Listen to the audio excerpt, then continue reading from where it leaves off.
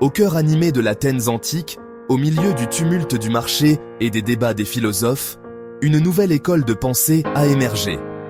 Zénon de Citium, marchand phénicien devenu philosophe, a fondé le stoïcisme au IIIe siècle avant JC. Il cherchait une philosophie pour guider les individus vers une vie de vertu et de tranquillité. Zénon croyait que le vrai bonheur résidait dans nos réponses rationnelles aux circonstances. Les enseignements de Zénon ont trouvé un profond écho, attirant des adeptes de tous horizons. Le stoïcisme offrait un cadre pratique pour naviguer les défis de la vie avec résilience et sagesse.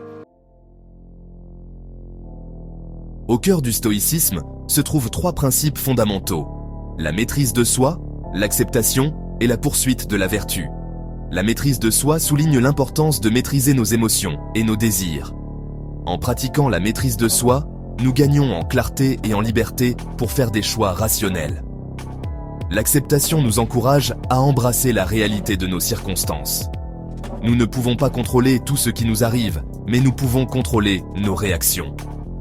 La poursuite de la vertu constitue la pierre angulaire de la philosophie stoïcienne.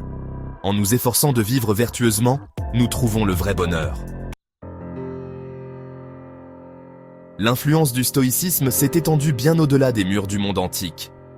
Ces enseignements ont résonné auprès des penseurs et des dirigeants romains, notamment l'empereur philosophe Marc Aurèle et le dramaturge Sénèque.